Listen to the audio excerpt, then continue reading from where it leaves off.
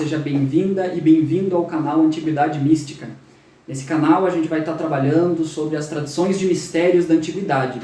E no vídeo de hoje eu vou continuar falando sobre os mistérios de Eleusis. Tem 2 vídeos anteriores sobre Eleusis que é importante que vocês assistam para poder compreender esse vídeo. Bom, nesse vídeo eu vou começar exatamente de onde o último vídeo parou, que é o rapto da deusa Cor por Hades.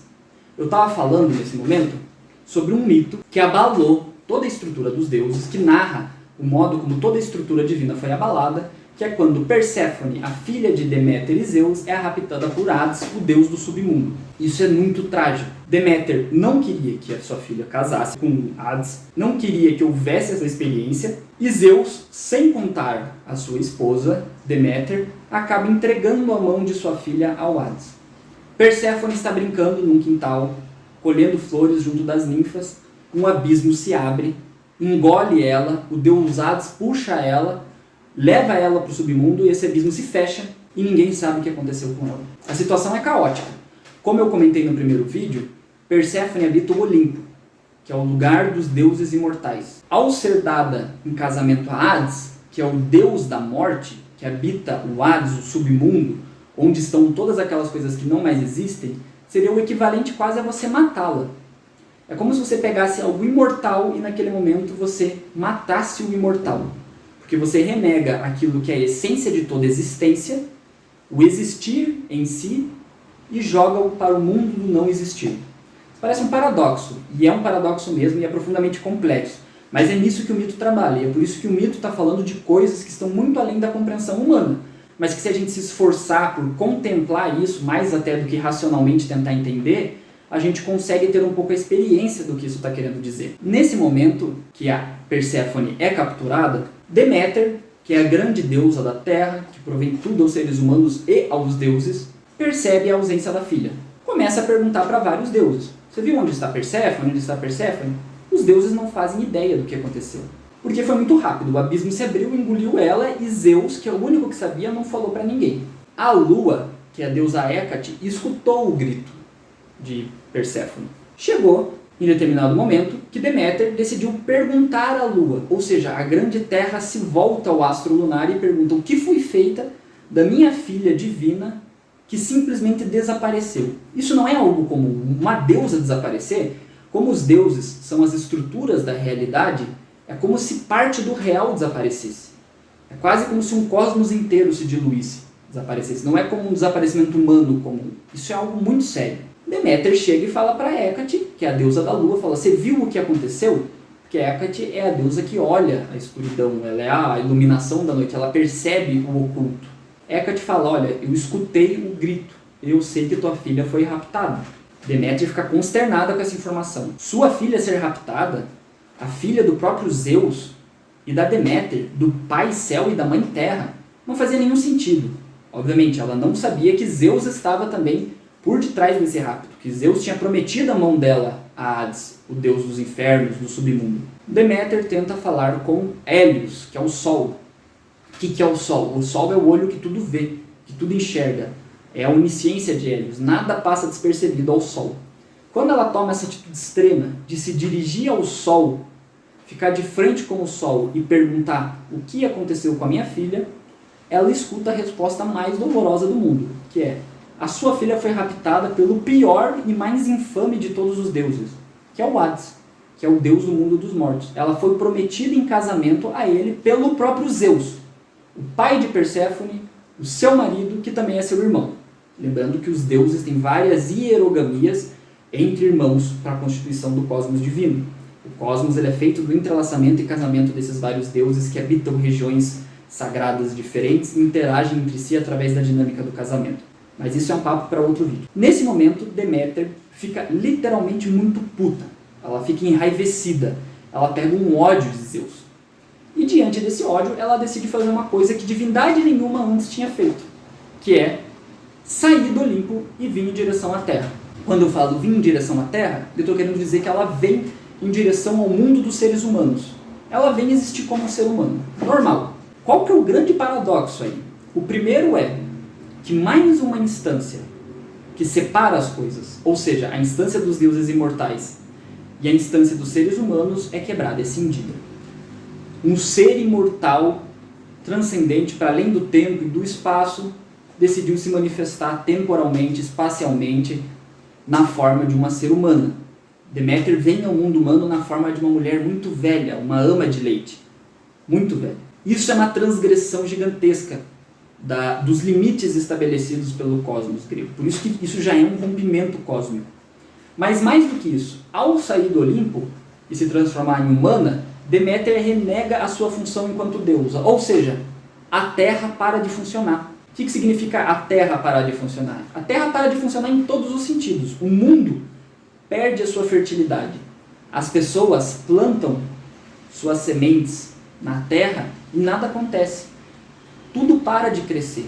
As coisas começam a morrer. E dá para se dizer que não é nem bem morrer, porque morrer ainda tem um pouco de vida, é um processo vital a morte. As coisas simplesmente paralisam. Porque Deméter, que rege todos esses processos, está ausente. Não existe mais terra, não existe mais fertilidade, não existe mais fecundidade. Os seres humanos têm relações sexuais, mas não conseguem mais conceber, porque a fertilidade humana também é uma dádiva de Deméter. Ou seja, tudo se torna infértil e o mundo, o cosmos, está prestes a acabar. Essa crise é uma crise cosmológica, porque também impede os deuses de receberem as oferendas, os sacrifícios. Isso abala todas as estruturas cósmicas. Deméter, sabendo muito bem disso, ela quer fazer isso porque ela quer se vingar de Zeus, vai andando pelo mundo dos humanos na imagem de uma velhinha coberta por um véu preto.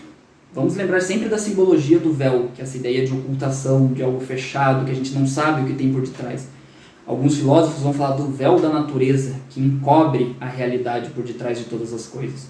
Deméter é mais ou menos isso. Ela é uma deusa encoberta pela imagem de um ser humano. E ela vai andando pela Grécia, em vários momentos conhece algumas pessoas, conversa, troca umas mensagens, conversa, tem um papo aqui, um papo ali, o que é algo extremamente significativo, que o mundo grego ensina muito pra gente, que é o fato de que muitas vezes um mero ser humano, uma mera velhinha, na verdade, pode ser uma manifestação de uma divindade e a gente não percebe, a gente ignora totalmente. Às vezes a gente está focado olhando para cima, quando o divino está se manifestado na forma humana diante da gente, conversando com a gente. As pessoas ignoram ela, até que ela chega numa cidade pacata, mais ou menos abandonada, que é a cidade de Eleusis. E ela é recebida pela família real de Eleusis. O rei de Eleusis recebe ela. Porque eles acham ela uma velhinha, muito interessante, não sabem que ela é uma deusa, obviamente. Percebe que ela é uma ama de leite e dão a ela a função de cuidar do filho da família, o príncipe de Eleusis. Deméter, para se vingar de Zeus, começa às escondidas um ritual para deificar, ou seja, transformar em imortal, em Deus, o filho do rei, o príncipe de Eleusis. Ela faz um processo usando ambrosia, queimando o bebê, é uma coisa muito louca, muito interessante esse processo, que a gente não tem oportunidade de falar aqui, mas envolve várias etapas de um processo de iniciação, isso que é feito com o bebê. Mas em determinado momento, quando ela está no meio desse rito, queimando esse bebê num fogo, que é o fogo divinificador, que vai transformar aquele ser em imortal, a mãe desse bebê, a rainha de Eleusis, vê a cena e fica consternada. Acorda todo mundo do palácio, e no momento que todo mundo acorda, Deméter fica irada, fica puta, vira e fala: vocês são muito ignorantes, vocês interromperam o maior processo cósmico que já existiu. Eu ia transformar um ser humano em Deus, mas vocês me interromperam, agora eu não vou mais transformar nada e vou me revelar para vocês. Eu não sou meramente uma velhinha, eu sou Deméter, a grande deusa do qual tudo, inclusive vocês, vieram, para qual todos vocês vão retornar. Eu sou a deusa em carne e osso. Ela tira o véu, mostra sua face, e essas pessoas da família real de Eleusis veem a deusa face a face. Isso é muito parecido com a experiência que os iniciados vão ter em Eleusis, de ver o divino face a face em sua alma durante os ritos de iniciação. Bom, o que acontece após isso? Deméter fica irada, todas as pessoas da família real, inclusive os criados, se curvam a ela, porque reconhecem que ela é uma deusa, e ela vira para eles e fala: vocês vão agora criar um templo para mim, e eu vou viver aqui na cidade de vocês, mas num templo. Então imagina que coisa louca, você tem uma cidade no qual uma pessoa na tua frente é uma deusa, e você tem que cuidar dessa deusa. Você fala: meu Deus, a deusa que sempre esteve lá, que a gente esteve rezando, que era invisível, agora está na nossa frente. Vamos criar um templo para ela. É construído um templo, ela permanece naquele templo e começa a dar instruções boca a boca para alguns membros dessa família real. Não à toa, essas instruções boca a boca são o que vão dar origem aos mistérios de Eleusis. Mas o mito não termina aí. Essa crise cósmica que Deméter cria é imensa. Várias divindades são levadas a ela, tentando fazer ela sair desse estado, voltar para o Olimpo, para que tudo volte ao normal. Os deuses estão em crise, os seres humanos estão morrendo, as espécies estão morrendo, tudo está morrendo. A natureza como tal já não existe mais. E ela fala, não vou voltar enquanto minha filha não sair do Hades. Ou seja, se é para Perséfone estar quase morta no mundo do Hades, isso significa que o mundo inteiro vai também padecer da morte também. Acontece de Zeus falar, tudo bem, eu vou escutá-la, vou desfazer esse casamento, porque não tem mais como, e manda Hermes descer lá para o mundo dos mortos e trazer Perséfone de volta. Hermes chega para Hades, o deus temível, e fala, Hades, ordem de Zeus, vai ter que voltar Perséfone para o mundo do Olimpo, o casamento está desfeito. O Hades fala, nossa, tudo bem, eu não vejo nenhum problema nisso. Depois o que acontece? Perséfone é chamada para voltar para a deusa Deméter. Hermes leva essa mensagem até o Hades. E o Hades aceita isso de modo estranho, de muito bom grado. Fala para Perséfone, eu vou só te dar um presente para quando você for voltar. Em forma de agradecimento pelo tempo que você passou comigo. E aí ele dá para ela uma romã. Ela morde essa romã, come essa romã agradecida e volta. Quando ela volta, ela vai até a cidade de Eleusis, onde está a sua mãe Deméter instalada no templo de Eleusis, passando os mistérios que formarão os mistérios de Eleusis para os cidadãos daquele local, principalmente para a família real. E quando ela chega, Deméter e Perséfone se reencontram. Existe uma grande experiência de união das duas, de felicidade, mas Deméter naquele momento percebe que alguma coisa está errada. A coisa não teria sido assim tão fácil. Hades não teria de tão bom grado devolvido aquela que teria sido prometida por seu irmão Zeus para ser sua esposa. E aí Deméter tem um insight e pergunta, filha, por acaso você não comeu nada enquanto você estava lá no Hades? E aí ela conta para sua mãe que ela comeu a romã. E o que isso significa? Ao entrar no mundo dos mortos e comer um alimento do mundo dos mortos dado por Hades, essa que é uma tradição de hospitalidade, de você dar um alimento para a pessoa que entra na sua casa, significa que Perséfone, de alguma maneira, como uma espécie de feitiço, está marcada a sempre ao Hades retornar. Ao morder a romã, é como se ela tivesse marcado a sua existência enquanto deusa do mundo dos mortos. A mordida desse fruto sinaliza que Perséfone vai ser, por toda a eternidade, a deusa do mundo dos mortos. Mas, para se chegar num consenso no meio de tudo isso, fica estabelecido entre os deuses algo que para o mundo grego, na verdade, era uma grande ambiguidade, que é o fato de que Perséfone não vai habitar somente o Olimpo com sua mãe Deméter, nem somente o mundo dos mortos, o mundo onde habita o Hades. Ela vai passar um período do tempo com sua mãe, Deméter, no Olimpo, e um período do tempo com seu esposo, Hades, no mundo dos mortos.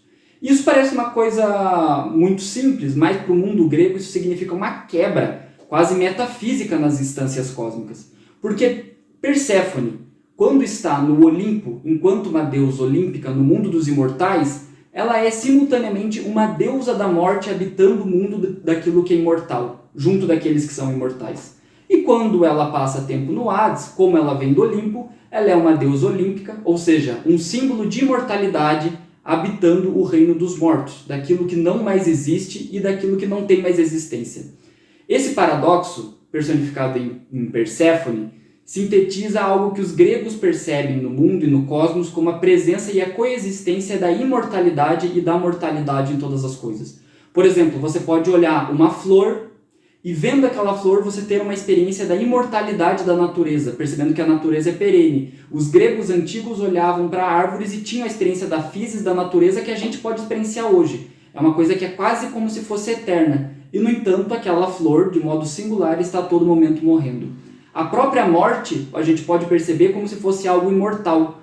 Porque por mais que todas as coisas morram, estão a todo momento morrendo, no entanto, o ato de morrer é imortal, ele nunca deixará de existir. Esse paradoxo entre morte e imortalidade, que cinde os mundos dos deuses imortais e das coisas humanas que morrem ou da natureza mortal, está sintetizado em Perséfone, e esse é o grande mistério que vai ser abordado nos mistérios de Eleusis. Porque ao cindir esses mundos, abrindo uma porta entre o mundo dos meros mortais e o mundo dos seres imortais, Perséfone acaba se tornando, por excelência, a deusa senhora da iniciação. E como tal, ela pode realizar a comunicação entre nós, humanos, meras criaturas mortais, e aquelas coisas, aqueles seres que são perenes, imortais, para além de toda a existência como a gente conhece. Se você gostou, se inscreve aqui no nosso canal, para que possamos dar continuidade para mais um vídeo no qual eu vou abordar aí sobre os rituais, os mistérios e as iniciações propriamente em Eleusis. E mais para frente vamos abordar ainda sobre os mistérios egípcios, mistérios dionisíacos, de Mitra e muito mais. Muito obrigado!